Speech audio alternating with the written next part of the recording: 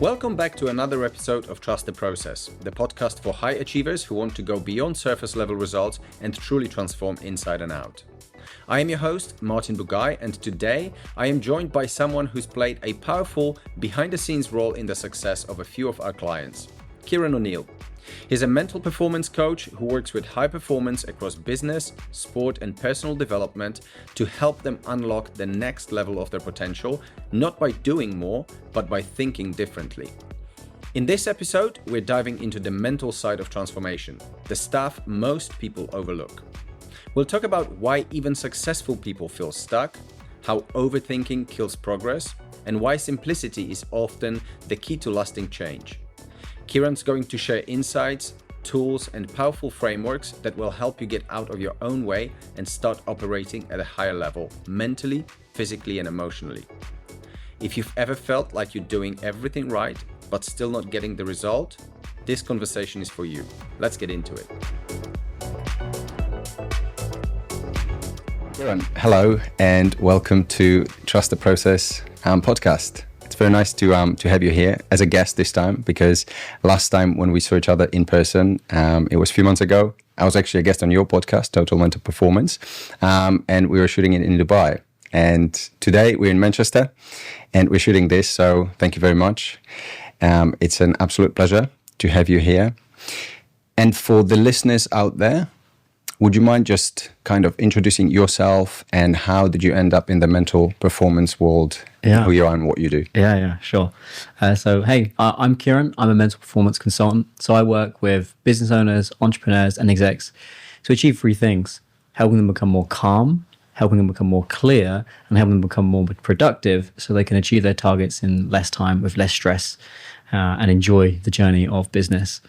For me, it started back in boxing, and that's a common interest that you and I have with your background in boxing and fighting. But for me, that's really where mental performance started. So I signed up for boxing when I was 11 or 12. Mm-hmm. Boxed for 10 years, managed to get onto the national team, was training full-time at one stage. And fighting is all about the power of the mind. It's about being able to stay calm under fire. It's being able to deal with the pressure of performing in front of a crowd, in front of an audience, and taking on risk and danger and using strategy and tactics to win a fight and to continuously win. That didn't go so well for me in the end. So as I broke onto the England team, I was 56 kilos.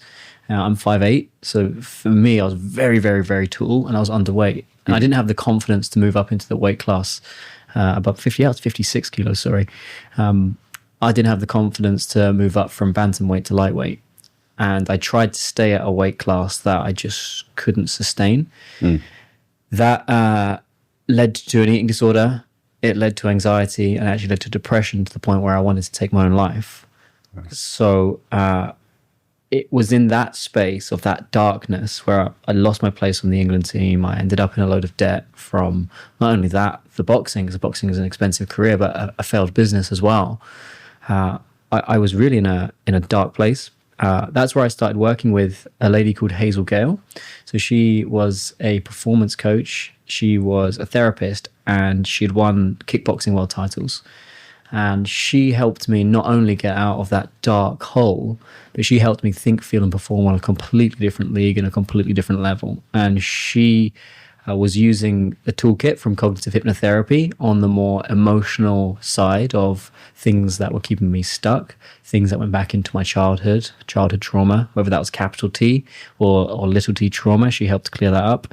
She taught me how to focus, how to be more calm, how to be more clear. She completely changed my life. She's amazing. Unfortunately, she doesn't practice anymore.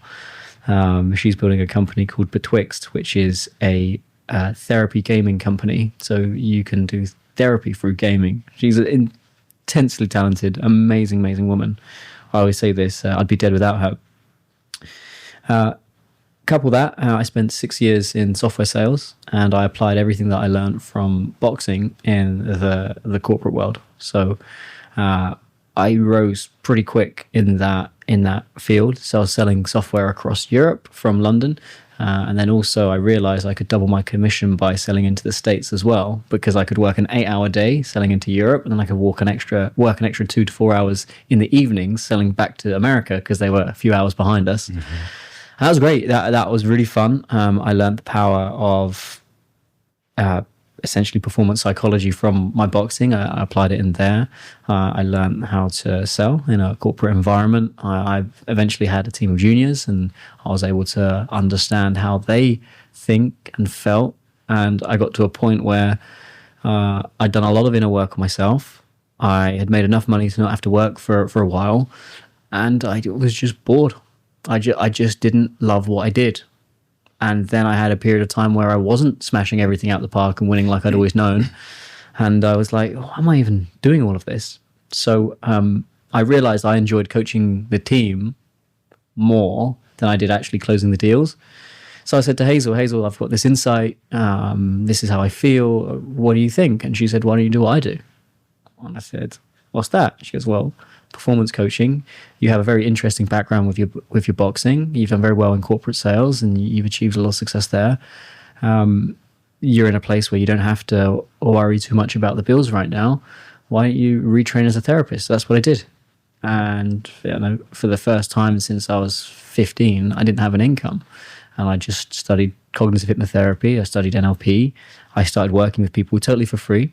I started to realize that I had a series of skills that was particularly suited to ambitious people. And as an ambitious person myself, I realized all the therapy clients I had weren't exciting me. It was the ambitious clients that I had that was exciting me. People started paying me. And then I did a couple of public talks, and I was oversubscribed like 4 or 5 months in advance. So then I hired a team, and I built a company called Total Mental Performance, which is a team of one-to-one coaches in mental performance that essentially do what I do. And I hired therapists with corporate or performance backgrounds and trained them in my methodology. And through there, that has been a really fun ride, and I've grown that company to where I've got to. And that's really where I landed here today. Most of my clients are all through referrals. I don't have like a crazy digital marketing funnel. I haven't built my business that way. It has come from, you know that you're the problem, and you know that there's another league within you. You don't know how to unlock it. Speak to Kyran, because I worked with Kyran, and that's how I built my reputation. So that's really the journey that I've been on to get here. That's really fascinating, and that's exactly how we met. We met through a kind of referral. Yeah, who was another client. Absolutely. But I never knew your story to that extent. I knew about the boxing and, the sort of corporate world and all of that, but I didn't. It's actually really fascinating how you've gone through all of that. I didn't know about the downs and then the ups. So well done, man. That's Thanks. Really great. Well, it's not. I don't think anyone that's done well in their field, it's just been a straight line to the top. It's very few, right? Yeah. And I think the battle that I had with mental health. There is a difference between mental health and mental performance. Yeah. Mental health is more around the medical pursuit of keeping someone alive and well, whereas mental performance for me, it's not taking someone from 0 to 1 or even 1 to 10. It's taking someone from 10 to 100 insofar as the way in which they perform and helping them achieve their goals and their objectives.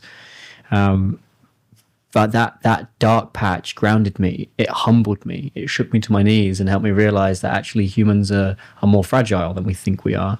And that, I think I had to go to that depth for me to realize that everything that I thought was important wasn't really that important, So, and I also like to be upfront, because a lot of people like to share, here are some of my successes on the internet, and they kind of just blow away on the things that didn't work. But actually, it's those things that make you at the end of the day, not necessarily break you. Yeah, absolutely. Well, that's really fascinating. Thank you for sharing that. So, for people out there, what does total mental performance mean in your world? How would you describe that? Well, if we look at the linguistics, total, all, mental, mind, performance. Now, performance has 2 different definitions. One is the ability to perform and excel well in a set of circumstances. But then there's also an element of play. You go to a play, it's a performance. So for me, when I'm looking at a client, it's how can I help them perform mentally across all areas of life, whether that's in the office, whether that's at home. 99% of my clients sign up because they want to grow their businesses, or they want to create more time and more energy, or feel more amazing, or they've achieved such a level of success in their business. Deep down, they know it's actually their personal game that's stopping them from enjoying their existence more. But it's helping them do that mentally and psychologically, using my skills as a therapist, as a performance coach, and background in corporate sales and boxing as well. The performance part with the play element is helping them enjoy their existence more. You know, like, we're on here for such a short amount of time. We make our existences so much more difficult than they need to be.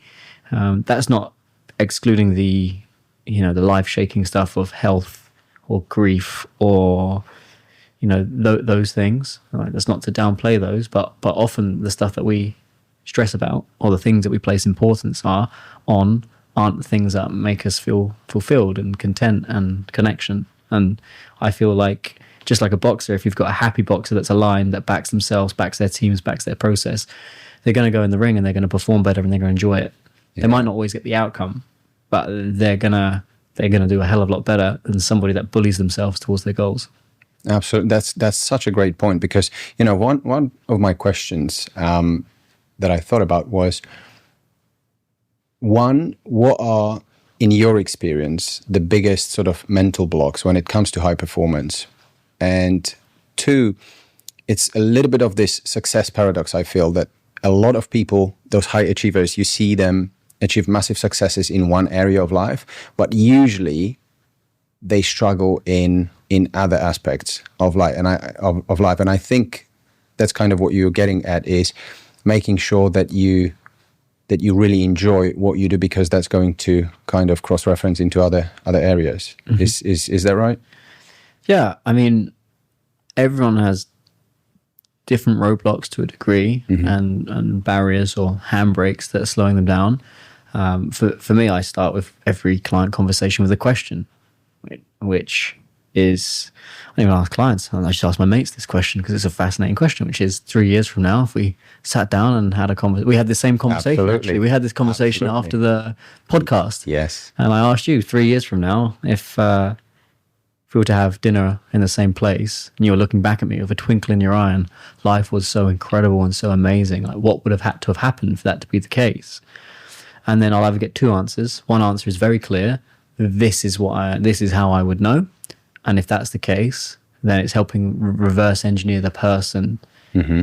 who they need to become in order to pull that off. And whether that's shaving away some of the darker parts of the way in which you think and feel, and letting go of some stuff to help you move faster, or whether that is sharpening the blade for things that you're good at, and removing noise, then somebody else might say, I don't know. So then it's helping them go, well, actually, what is that? Let's identify that. And then let's help you build a business and existence that takes you towards that. And then you'll scale a hell of a lot faster when you've got a reason for being. Not everyone's in that position. Some people are in places where they're just surviving day by day. Tragedy of life can happen. But for most of my clients, like, things are okay, but they know there's a level of good and great that they want to get to, but they're getting in their own way. And that's the second part of the roadblock, And then from there, all the roadblocks that are required, self-doubt, fear of failure, burning out, stress, anxiousness, never feeling like you have enough time, all of that stuff, they're more of the tactical things that I solve that takes you back to the strategic goal of, well, how do you want to exist? It's probably one of the most powerful questions, that exact question, where do you see yourself, or where do you see life in let's say 3 years? It's probably one of the most powerful and most difficult questions at the same that I've ever been asked, because on paper, unless you are forced to actually answer that question, I think most people think that they know what it looks like. But when you actually have to articulate that, it's extremely hard. At least it was in my case. And that was probably the start of, how we ended up working together in a coaching relationship. So you are my mentor coach in that space. And it's probably been like the best thing that's ever happened to me. It was uncomfortable in a way, but also part of me was so surprised that I struggled so much to answer actually that question. So obviously with the work that you do with your clients, is that something that comes easily to people, or do you feel that there is a lot of sort of uncertainty or struggle to actually answer and articulate that? I can't put any stats in, but probably say it's half and half. Mm-hmm. Half generally know the answer and half don't. They need some help. Sometimes you're just so busy with the chaos of life, you don't have time to stop and think. Yeah. I think a lot of men struggle with this, is creating the space for themselves because they feel selfish to spend time on themselves, solving their own problems. They put everyone else first, their business, their wives, their children, and they forget, actually, hang on, let's carve out some space and some time for you. And that's a big reason why a lot of people can't answer that question. Yeah. Is because I'm selfish to spend time thinking about that question because I've got everything else. But at the same time, if you're the provider and you're the man of the house and you're a father, you've got to answer that question. You have got to, and that's not to say that you're going to be able to easily achieve it overnight, and that's not to say that there are some things that sacrifice has to happen, but you're going to move towards your goals a hell of a lot more fast, more smooth, if you can identify what that is, because it's ultimately building an existence that's worth fighting for. Yeah. And when you don't have an existence worth fighting for, and you're just going through the motions, and you can't quite figure out, why can't I click into gear? Why don't I feel aligned? Why don't I feel that connection? Well, that's where a change agent like me comes in and goes, well, what is the point of this existence? Like, where do you want to take this? Because once you've scoped that out and it feels right, everything else just falls to the wayside because it becomes very clear. And all of my clients are bright, they're intelligent, they're successful, they're driven. They don't need any help building the plan. They actually just need help figuring out the destination. There might be some trauma in there that we need to work on and let that go, that baggage go en route. But at the end of the day, you're the captain of your own ship. So you got to pick the destination and navigate your crew, your family there. Yeah, very powerful. Hey, quick break. If you've been putting your health on the back burner while building your business, leading your team, or just navigating life at full tilt, it's time to change that. Head over to martinbugai.com and see how we can help men like you build strong, lean, energized bodies without giving up their careers, families, or sanity. You can also connect with me on LinkedIn. Just search Martin Bugai, MartinBugaj, and drop me a message. Or find me on Instagram @MartinBugaiFitness and DM me there. And if you're serious about transforming your body and your health, go straight to martinbugai.com/transform6, and that's the starting line for men who want real change. Let's get back to it.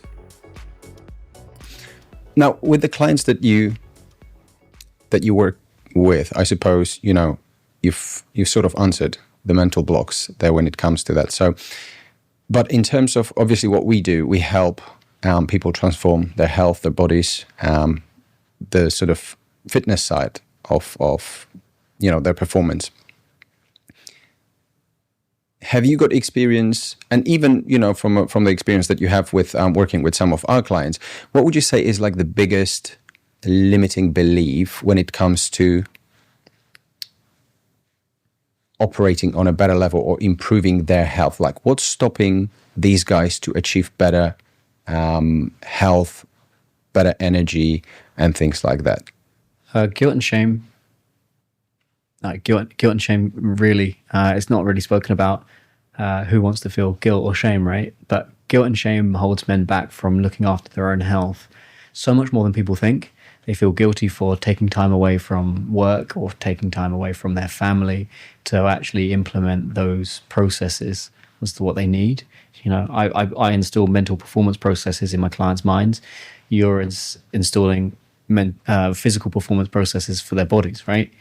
And often they can feel guilty and ashamed for A, asking for help because it's not a natural thing to do, and B, when they do ask for help, making changes or being a bit more selfish and demanding their own time to go and do the things that fill up their cup so they can be a better businessman, or they can be a better husband or father or all those other roles that they play. So I think that avoidance, so avoiding the hard conversations with themselves and with their coach and with where they're at, avoidance with the reality of where they're going. It's easier to avoid than to confront, because to confront means you have to change. Change is scary. Human beings don't like change generally.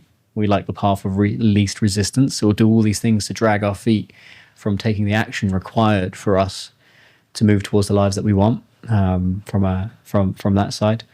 And then sometimes it's belief and confidence, like that identity of I'm not the sort of person that can be in good health, that can be in good shape, that is strong, that is lean, that does feel amazing.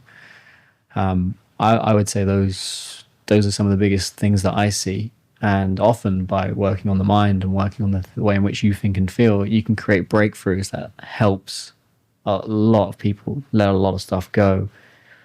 And then all of a sudden they're not carrying this emotional baggage around with them anymore. So they feel lighter. Feel like they have more energy. So then they can make the changes. That creates more energy. And then you know what it's like. It's a snowball effect. And the next thing you know, 6 months, 9 months, 12 months, they're looking in the mirror and the man that's looking back is like, wow, I didn't know I could think, feel, perform like this. This is amazing. Yeah, I think you absolutely nailed it there. These are the main reasons that I often see when I speak to potential clients that are about to possibly sign to our program and really change their health, their life, and their fitness, their energy, is those blockages. And I don't think that many people realize how much the mindset plays a role in really changing the physical body.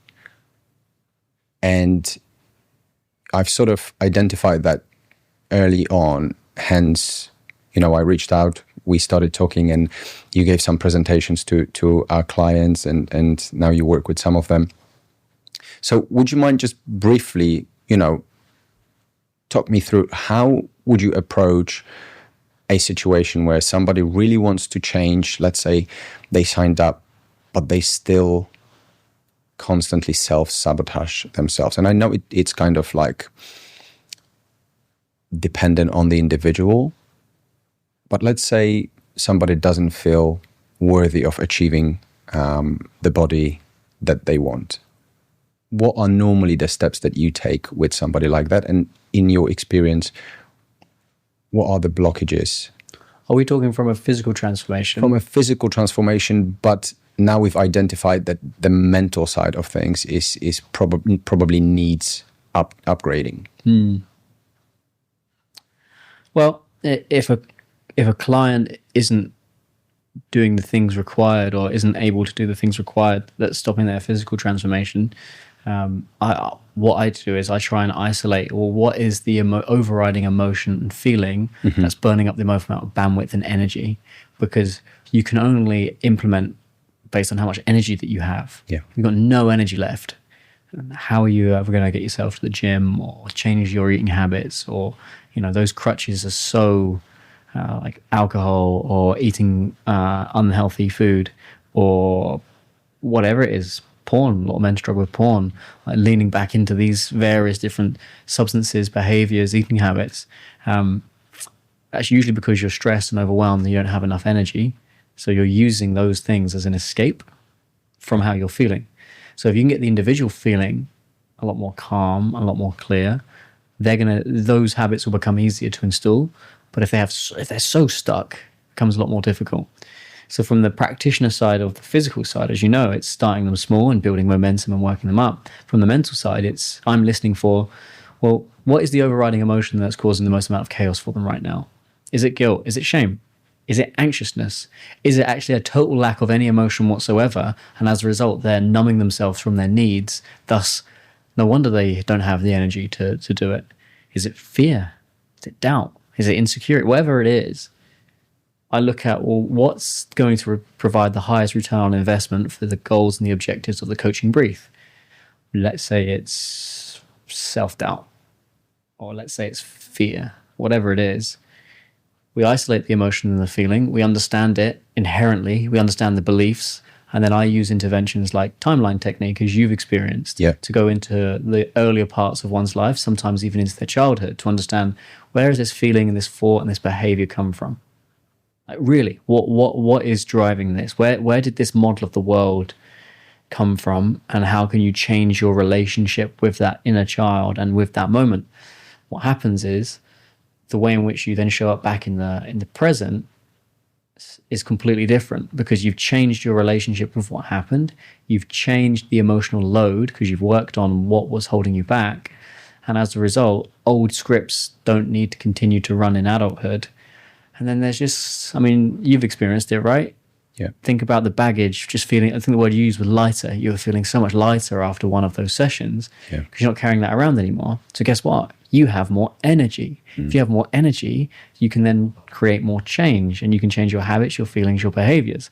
And then the compound effect of those changes in those habits, thoughts, feelings, and behaviors, instead of self-sabotage versus before, actually it's starting to nourish yourself when you unlock more energy, and then you become more powerful, more confident.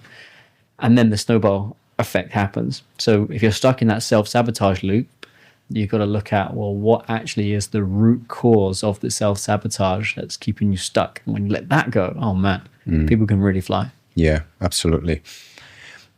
In the case of somebody like that, do you ever see that people can use those situations and certain blockages or handbrakes into their advantage? Because what I'm trying to get to is a lot of those high achievers, they are very successful in one area of their life, and they tend to suffer in others. So there's clearly lack of balance. Would you say that the ability to use certain situations from the past or those emotional baggages, do you ever see that as an advantage in somebody, getting them to that, let's call it success, but really stripping them of everything else elsewhere? Yeah, that's the difference between dirty fuel and clean fuel. You can use dirty fuel to go above and beyond, and you can achieve extreme levels of success. Inferiority or self-doubt or a need to dominate and compete and win and not feeling enough and all those various different dirty fuels, you can use that to get to the top of whatever your tree is. But it isn't the thing that's going to help you feel peace, feel calm, feel connection, feel fulfillment. Yeah. That's where you've got to change the fuel. So then when you start building a much stronger psychological foundation, the fuel isn't that. That's where you can have more balance. Now, it isn't to take you from one extreme to the other, where you're only work focused and then you just become only a family man and that's all you do. Yeah. It's understanding about, well, what is your unique balance configuration? So some people are just work motivated and they love that, but they just want a bit more family time. Some people are actually family motivated, but they're addicted to work because it's the only place they feel safe and they feel like they can achieve. Well, then that's avoidance, that's self-sabotage. So if you can shift that, then I don't really like the word balance insofar as the perception of it, but it's your unique fine tuning of how you want to live your life and living in accordance with that. That's amazing. Absolutely amazing. So with somebody like that, what sort of frameworks do you use, or what would you say are the easiest steps or things that someone would or could implement on, let's say, daily basis? Well, is it, for example, I don't know, structure? Is it more clarity and kind of identifying certain things to work on? Well, the challenge, firstly, is you have to be aware that it's an issue. Because if you don't have awareness, you can't do anything. So you've got unconscious incompetence. This is bad, and I don't know. I don't know it's bad. You've got conscious incompetence. This is bad, and I know it's bad. And then you've got conscious competence, where you've got to work really hard to make something good and working well and how it should be. And then you've got unconscious competence. So you've developed unconscious competence in your coaching methodology and the way in which you get results with clients. You don't have to think about it. Yeah. You just ask this question, pull this lever, get this result. That's it.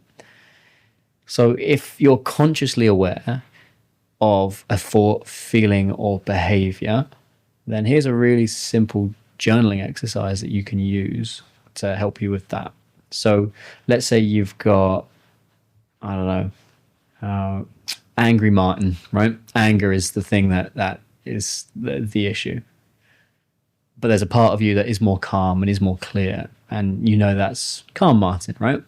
At the end of the day, if you journal every day, or if you do it in the morning, and you just answer these 3 questions, which is, how did I show up as angry Martin today? Raising your awareness to the problem. How did I show up as calm Martin today?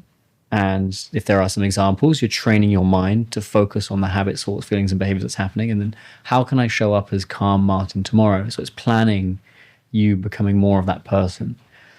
So with time, you become more self-aware to the parts of you that aren't so helpful, and you can catch it. And it's a very slow approach, but you'll then start to become clearer on, that's how I'm self-sabotaging, and actually this is how I can set myself up. So then with enough white knuckle brute force, you will then get to a place where you are able to become consciously competent, and then it's grooving that in, Yeah. So that's one simple technique I'd recommend to start with. So think about the feeling that are the part of you that isn't the most ideal. Just journal it every single day, give it a little name, and give a little name to a version of you that you prefer to be, and journal those 3 questions. I love that, because that then leads you on to finding out solutions. Once you've identified what potentially the problem is, then you start looking for a solution. So you're actively using your conscious brain to go, okay, what can I do in order to change that, etc. And that's what leads you on to the path of change and in a positive direction, hopefully. And it's exactly the same, those 4 stages, pretty much exactly throughout our process. It's obviously a very long process, because to get to stage 4, it takes a long time, a lot of work. But first of all, you need to become aware of the problem. You need to realize that, okay, I have a problem and I need to do something about it. And then from then on, you either hire a coach and you start working, etc. I love that. That's great. In the high-performing world, these guys who operate on super high level, stressed, etc., what would you say is like the healthy balance between really pushing hard and burning that midnight oil versus the sort of healthy ambition? And are you able to identify when you are working with someone? I think you have to be able to identify, you can only push as hard as your recovery systems will allow you to. And if not in the short term, in the long term, that will be true. Mm-hmm.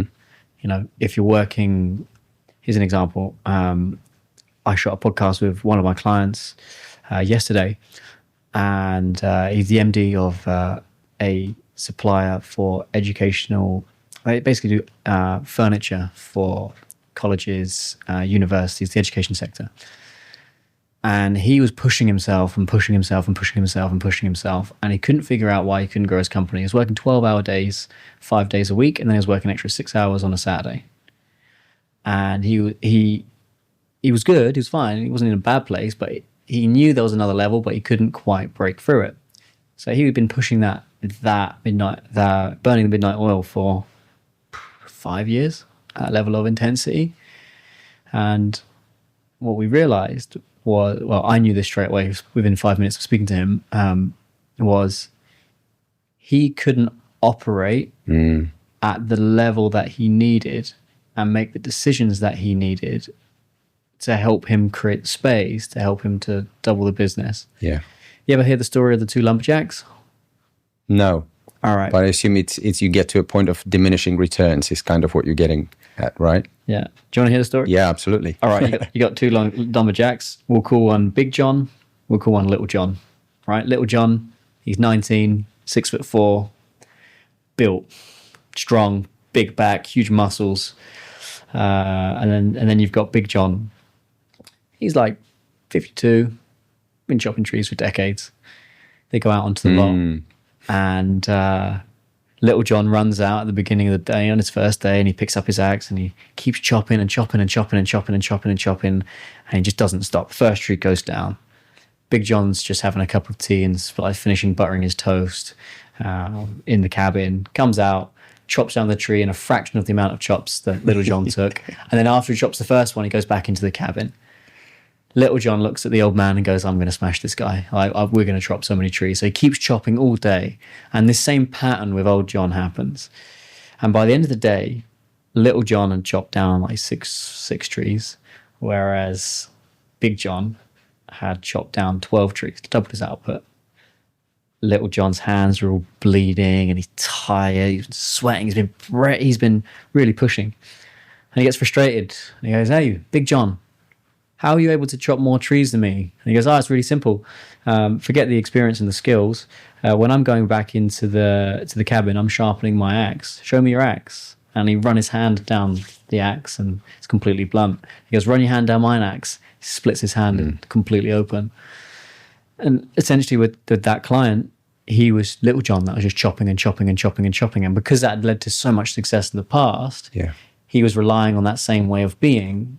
That wasn't going to take him to the next level. So once we identified some pretty simple levers that we could pull out of his diary and help him figure out which projects were truly important, it got him sharper. So guess what? He was able to make faster decisions and he was able to move more efficiently and get more work done in less time because we pulled a few levers around what he was placing importance on. Now, not only has he gone from 12-hour days to 8-hour days, but he's been able within 6 months to double his monthly revenue in his business, which is unbelievable. Well, it's believable for me, but it was unbelievable for him because he didn't think I could work less, yet have more energy and do better in my business. And it's not a tiny business either. It's one thing taking a business from 5K to 10K per month. It's another thing when you're doing that, that monthly revenue on a much larger scale. It's a really big deal. So I would say that the ability to spot inefficiencies in one's thinking and the importance that they're placing on certain things and helping them rewire their brain is the thing that helps them move forward more efficiently. That's excellent. That's really interesting. So what would you say, because obviously we're talking about the work that you do, you are able to spot those things and help these individuals to essentially excel in a very rapid time. What needs to happen for that individual to actually take the step and find somebody like yourself to help them get to that next level? Curiosity. Being curious about this type of work, whether that's bringing a specialist in like you to help them physically perform on another league and another level, or whether that's looking at the mind and bringing in someone like me. You've got to be curious is one part. Ego. I've got ego is the enemy tattooed on my wrist. The ego has killed more dreams and more layers of fulfillment than almost anything. Yeah. So it's putting your ego aside, and instead of doing the man thing, which is I'll figure it out, it's fine. I'll do it on my own. So maybe someone can help me, because it's funny. Most business people aren't afraid to hire consultants or experts to come in and put in various different softwares and structures, or in real estate, like the experts can build the thing, right? When it comes to helping themselves, there's a different level of ego that can get in the way, which is, I don't need help. I can do this on my own. Like, why do I've got this far, haven't I? Why do I need anyone else to tell me what to do? So I think putting your ego aside and becoming a student again and being really curious and going, well, what could I learn? It's having courage to just reach out or book a call and have a conversation. Doesn't mean you're going to sign up with someone, but it's just having a curious and courageous mind to go, what could I learn? Yeah. How could I make some changes? So I think it's that. And if you've been very successful, you'll always have this belief of, well, I've done all right so far. Why would I need to change? That's actually a defense mechanism, because there's a part of you that doesn't want to be vulnerable or intimate or open those potential wounds that are stopping you from living the life, building the business, thinking, feeling, building the body that you want. Yeah, so powerful. And I'm sort of smiling here because I see so many parallels with individuals that we deal with when it comes to health and fitness. It's exactly the same thing. Before they start the journey, they've done things, they've been going to the gym, they've done it all. They've tried many different things, and they're spinning their wheels. It's the inefficiency of effort and time. Now, once they get into the program, there is also this habit of more is better, and men are so guilty of that.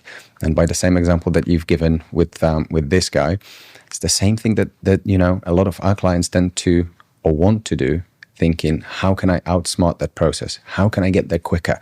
If I do more, surely I'm going to get there quicker. And it's almost the opposite that they need, because at this stage we need to look at other things like health markers, recovery, sleep, stress management, all those things to get them into a place where they can. It's again sharpening that axe. It's that. So it's so nice to see those parallels, because the same thing with the physical body is almost exactly the same thing with the mind.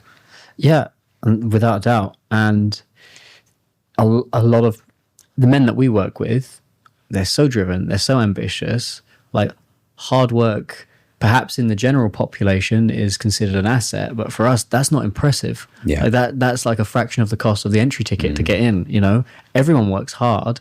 Working hard like that, when you're starting out, when you're right at the beginning of the journey and you're fighting your way up the ladder, of course, it makes total sense. Yeah. But when you're in a senior position and you're unhappy with the way in which you think, feel, and in your case, the way in which they look, David Goggins in it, more hard work is not the answer. You want to work hard but smart. Mm-hmm. It's like an athlete. You can only perform to the level that you can recover. Yeah. Right. And if you're going to be compromised and overly stressed and anxious all of the time, how are you going to be able to break through insofar as performance? Let's just use the basic physics of a squat bar, right? If you squat every day, you're going to compromise your body, and you're not going to get the rest and recovery required to move up the weights underneath the squat rack. It's the same in business. If once you're more established, driving yourself into the floor every single day is not a sustainable way if you want to achieve more success, because you've not got enough thinking in the tank to get there. I mean, even Elon Musk said he sleeps about 8 hours a day, 7 to 8. That guy's sending rockets to the moon. He's scaling Tesla. He's working on Neuralink. He's also getting fights with Trump on Twitter. If he can sleep 8 hours a day, 7 to 8 hours a day, wow, amazing. He understands the importance of recovery for his brain and for his body, And that's not to say he hasn't slept 3-4 hours a night for a long time. He probably has moments where he has that, but I think you can only perform to your level of recovery, is what I would say. Yeah, absolutely. And, at the level that he's performing, he understands that recovery is going to help him make sharper, better decisions, because he's pretty much a whole day when he's working is just pinpointing the exact, things that will give him the most return on the investment. So, yeah. What would you say, just off the top of your head, was one of your biggest and most successful transformations with any of your clients? Oh man, there's so many I could talk about. But something that maybe either inspired you the most, or that when you think about it, it kind of, you feel like, oh, that was hard to start with, but then it turned into being such a great success, or I don't know. I'm going to give an example that's not even anything to do with business. And even though most of my clients are businessmen, this guy, he's got his own business. And there was one client that was, he was so sensitive. He was a sensitive soul. He felt things very deeply. He felt a lot of emotions, and he was stressed and anxious and quite reactive. And he had a tough childhood too. I think helping this guy become more calm and more clear. When I asked him that question 3 years from now, what do you want? He said, I want to be a dad. I went, okay. He goes, well, I'll never be able to do it. And there was some issues with fertility in a number of different areas, and there was some work that him and his wife needed to do that was quite invasive. And he was also like, but I'm too emotional. I couldn't possibly be a dad, and I just don't believe I can do it. And he looked at the floor, and he was really sad and upset and actually crying. We worked through where was all these triggers coming from? Why was he so anxious and angry? And why did he push himself so hard? And why was he so sensitive? And we helped calm his central nervous system down. And we started building up his belief. And I said to him on the first call, I said, look, if you really work on this process, I have no doubt, I'll be sat in your living room one day with a baby. And he said, that's a pretty big call, mate. I don't believe you. I said, that's okay. You don't need to believe in me. I believe in you. You don't need to believe in me or you. I believe in you. And because this guy is fiercely intelligent. Like, if you put your mind to it and you believe in yourself, you'll do it. And we worked through a lot of the trauma. We helped him change his systems, the way in which he thought, the decisions that he made. And earlier this year, we were in his front room. That's insane. 3 years later, he was so calm, so clear, and there he was with a child. Wow. I think that was probably the most meaningful, transformations for me, was that. Now, in terms of others, I think for me, it's helping ambitious people carve out meaningful existences. And depending on whether somebody's commercially focused or family focused, it doesn't really matter which, because it's all leading from the same issue. Yeah. Usually the same limiting belief, the same distribution of energy and focus and importance and attention of the things in which they're playing. And by updating the unconscious algorithm and the way in which their mind works and the decisions at which they make, the outcomes that happen of somebody comes to me like, I want to double my business.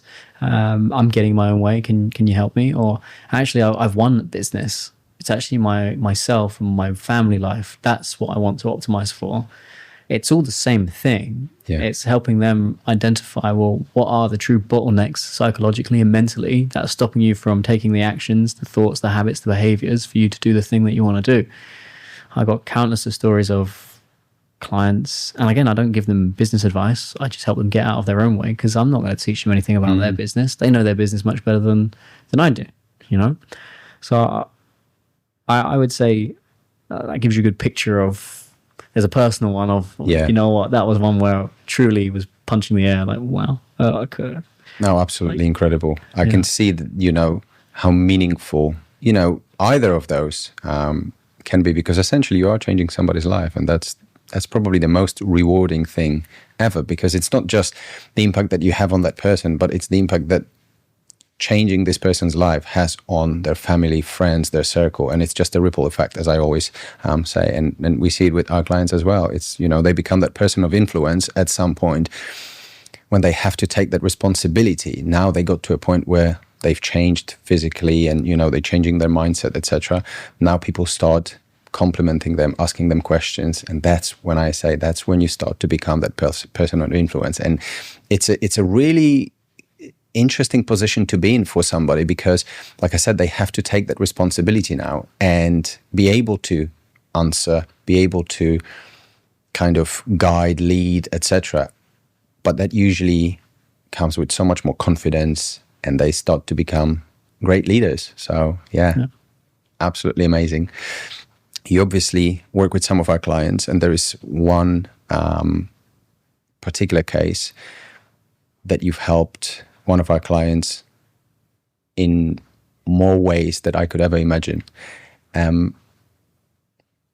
He's doing so well right now with everything. So I just wanted to say thank you yet again. We brought this person up in our last conversation, but I want to say again, because to me, that's when I really realized how much a coach, a person like yourself, mental performance coach, can really help and influence an individual to change in so many ways.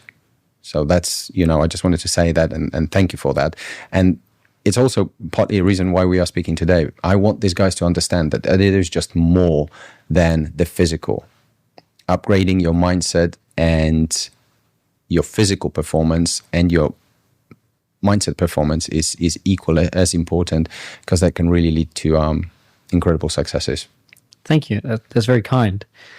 I'm curious. I know you've just started your first coaching block with me. I think we're 2 months in now. Yeah. Or what have been some of the learnings that you've picked up so far? Oh, first of all, it's been so mind-blowing to me in a massively positive way. I think the biggest takeaway so far, I would say, is one, your ability to spot those handbrakes and implement a step-by-step process, break it down into kind of logical steps of how, okay, this is the problem, this is the goal, this is everything in between, these are the handbrakes, and based on the hierarchy, these are the things that we need to work on. And like you said earlier, removing those weights off your shoulders, so to speak, kind of makes you feel so much lighter, so much more positive, that everything just becomes a lot easier and a lot of these things start to make sense.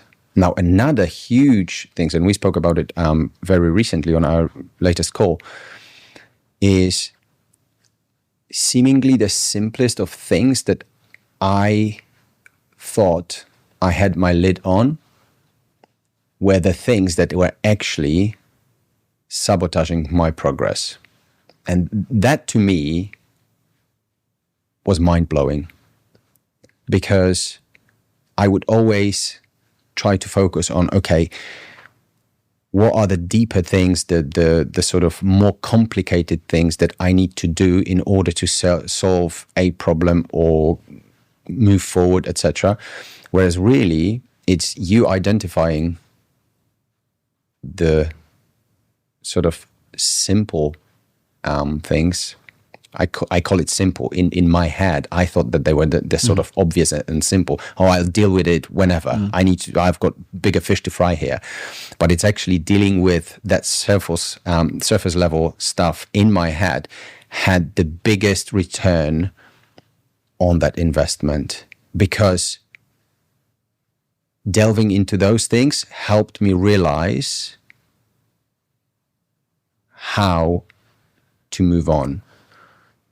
Also, sometimes a simple conversation with you and you validating certain things that I thought were maybe not as important to others, you validating certain situations was so helpful, because now I don't feel like I'm brushing things under the carpet. It's actually a real problem or a real issue, and it's something that we need to work on. So I think, those things so far have been like insanely good. I'm not even sure that I'm actually articulating these things, in a way that makes sense. But I would just say it's been the best investment that I have ever made. Seriously. So thank you, man. It's been life-changing. And in such a short space of time, I have so much more clarity. I have so much more energy. I feel a lot lighter. I feel a lot more focused. Everything is almost effortless. Beautiful. I'm just happy and buzzing. And, we talked about this sort of atomic energy, or whatever I called it, when my daughter was born. I felt that surge of energy and fire under my ass to really perform and provide and etc. And when I told you about that in one of our conversations, you said we need to get that back, and that's what we've been working on, and it's clearly working. So yeah, it's been insane and amazing. Well, it's an honor. Thank you for bringing me into your corner. And if I look at how did that happen? Because we first spoke about potentially working together in this capacity was probably about 4 months ago, I think. Yes. 3 months ago. So someone was listening, saying, somebody that's listening and thinking, how could that happen so fast and so quick? Well, it was really simple. I asked you that question. Yeah. Where do you want to be 3 years from now? You said you didn't know. That was the catalyst. Absolutely. Yeah. So I said, right, do this writing exercise. And I got you to write that future. And then everything from there, I was just reverse engineering from that. I was like, okay, well, if this is truly what you want, this is a handbrake that clearly needs to change. This is also another handbrake that needs to change. And through that, it, from the outside in, sounds complex, but for me, with my skill set, it's very simple. There's too much importance and time being spent on this one activity. Okay. There is a feeling or emotion that's keeping you doing that activity. Let's work on that. Okay. We lifted up that handbrake. All of a sudden, those activities are starting to change. What you're spending your time and energy on is changing. And you're very coachable.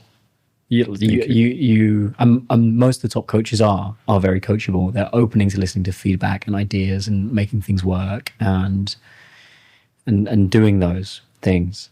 And for me, being able to reverse engineer from the end goal, it makes my job a lot easier. Because you could have come to me and said, I feel stressed, and I'll say, okay, let's work on stress. That's just a symptom of the actual root cause, you know? So when you reverse engineer, life becomes a lot easier as a coach or a mentor. Hey, quick break. If you've been putting your health on the back burner while building your business, leading your team, or just navigating life at full tilt, it's time to change that. Head over to martinbugai.com and see how we can help men like you build strong, lean, energized bodies without giving up their careers, families, or sanity. You can also connect with me on LinkedIn. Just search Martin Bugai, MartinBujaj, and drop me a message. Or find me on Instagram @MartinBugaiFitness and DM me there.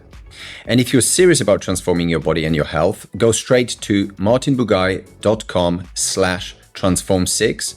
And that's the starting line for men who want real change. Let's get back to it. I would also like to add to this, because that really became so crystal clear to me on our last session, is having somebody in your corner who believes in you and who wants good for you.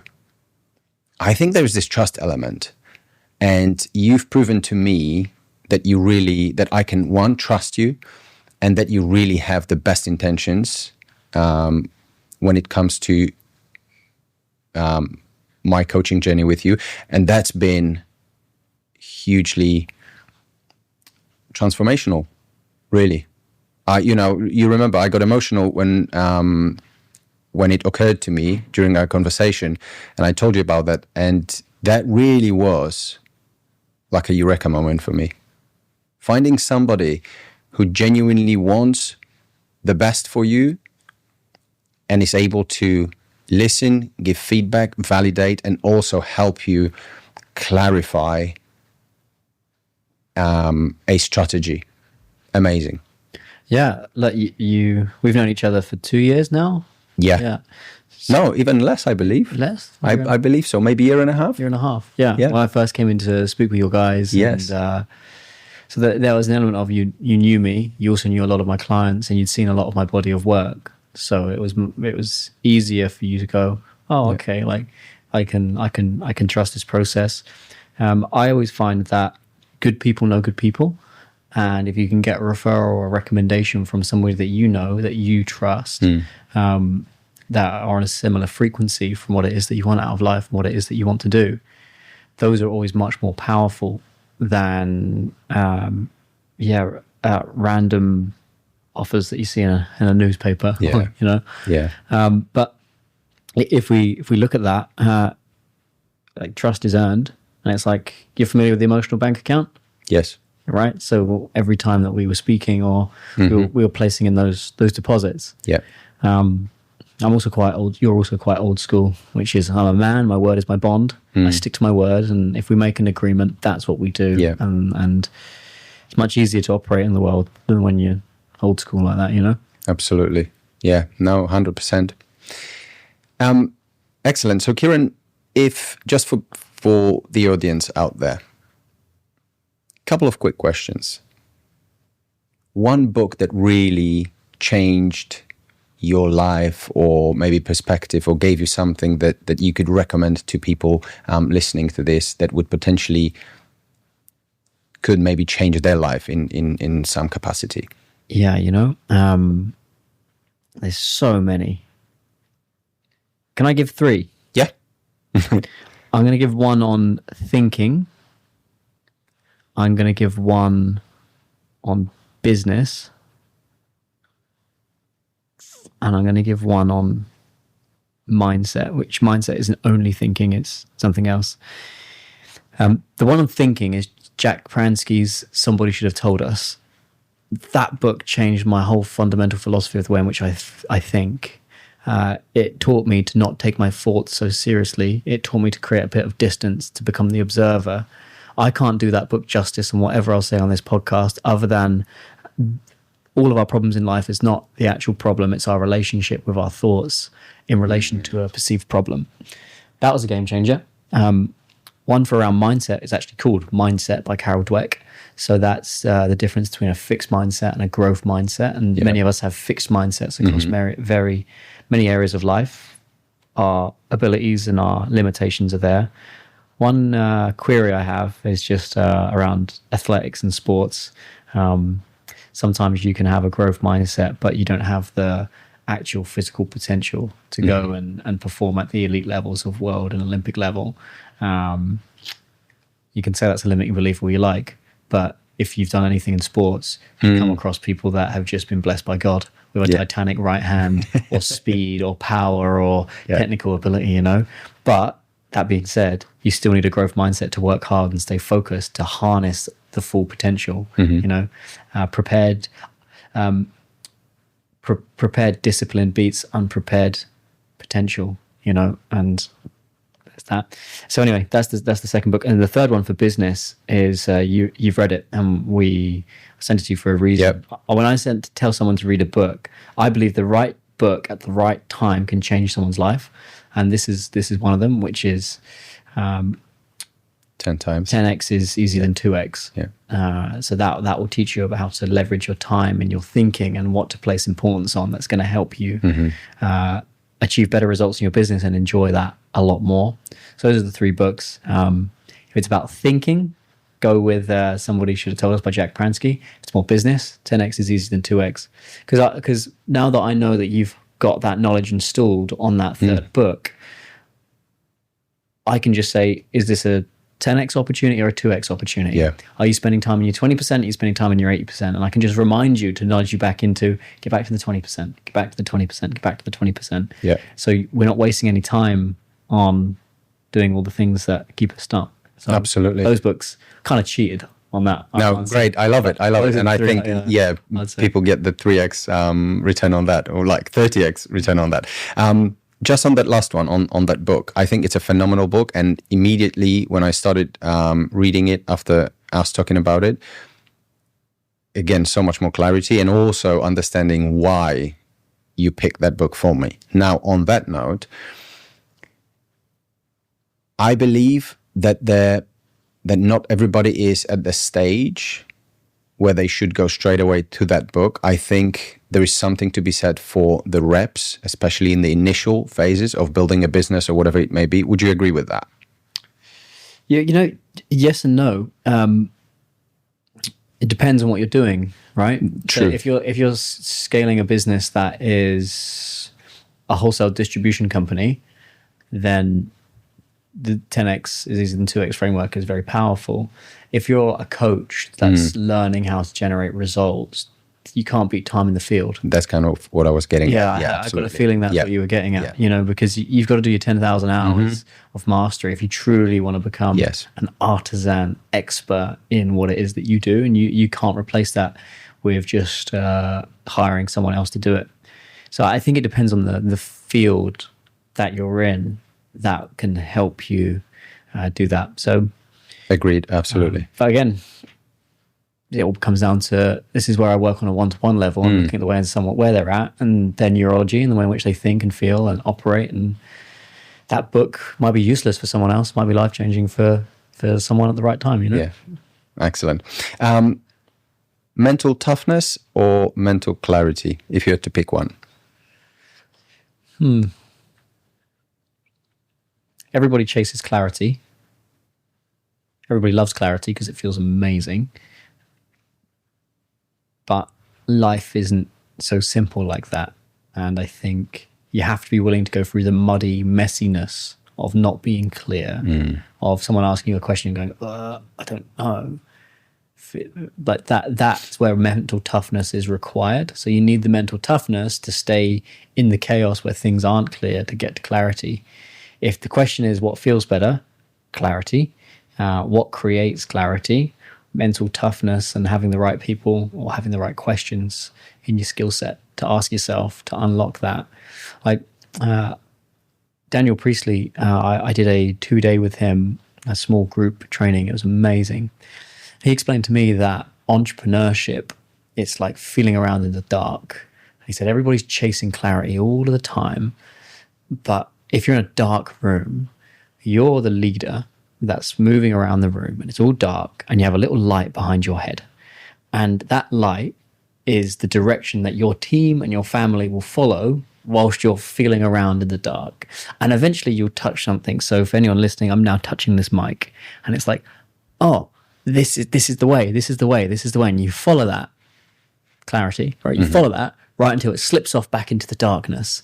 And then maybe you have a bigger team and then you have to try and feel your way through. That's where toughness and confidence comes in to find the next thing that you feel onto. And that's what clarity is. And you feel that and you feel that and you feel that, and that light gets brighter and brighter for more people. And then, so you never get straight answers with me, I guess. But I think, I guess I believe in duality. You need the toughness to get the clarity. Yeah.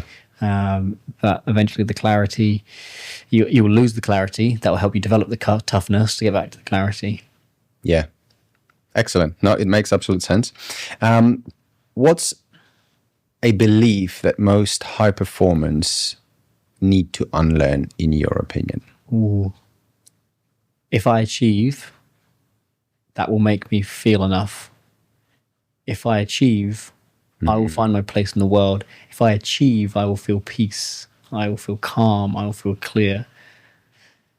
I think that's the one for anyone that wants to live a connected and fulfilled life. Now, the secret fear that high performers have is, but if I don't have that insecurity or that fear or doubt, can I still win? Can I still perform? Because I've leveraged that to perform. If I take that away, will I not perform and win anymore? And the answer is, well, you tell me. If you was more calm, if you was more clear and you was more efficient with your time, how much more are you going to win? Yeah. The other fear is maybe you don't want to win at the thing that you're winning at anymore. And that's a scary thing. And it's taking people to those dark places and going, you can stay with this current script of achievement equals freedom and happiness, or we can change that script and go, actually, fulfillment and happiness and success has a different meaning. It's just, are you ready to deal with that? So I would say that's the belief that most people makes sense. Perfect. One, and I feel like you've already answered it earlier, but one thing that somebody can do, somebody who's stuck, for example, and implement every single day to get them to a better place. Insofar as a better place, meaning feeling better or having a little bit more clarity. I feel like you've kind of answered it. Well, the journaling. You know what? Here's a really underrated mental performance tool, which is look after your body, right? Like really. So, sometimes when clients are freaking out, I ask them, how is your sleep, your training, your nutrition, your hydration? And then if the answers they're all bad, it's like, well, is this really a mindset issue right now? Or actually do you just need to physiologically sort your shit out? Yeah. And that's when they don't know. I say, right, check out Martin, go and get in touch with him and his team and just check that out. Because at the end of the day, like once you physiologically sort a lot out, even if it is just being more hydrated, eating more, like you're going to be able to run a hell of a lot more efficiently for a longer time. Yeah. Now, maybe you have a work sprint, for a week where you're really pushing hard. Okay, fine, but just don't make that every week and get back to the basics of what you need as quick as you can. So I would say that. And if all of your training, your nutrition and your hydration and your sleep's like much better and you're still feeling all over the shop, then emotionally we can start to understand what's going on. Or if you're so emotionally all over the place that you can't even get the basics in, then you can start to look at that. But I sometimes send people back to physiology first before we dive into the more emotional routes. I love that. Great. Now, for people out there, where can people find you? How can they learn more about you, what you do, and potentially if somebody's interested in working with you, what steps can they take to get there? So I got a website, KyranO'Neal.com, KyranOneil.com. You'll be able to put a link in the subscription. You can check me out there. Go listen to Martin's episode on the Total Mental Performance Podcast. Just search Total Mental Performance Podcast, Martin Habugaj, and you will get that. And you can listen there. Where else might you catch me? You can catch me on Instagram at Total Mental Performance.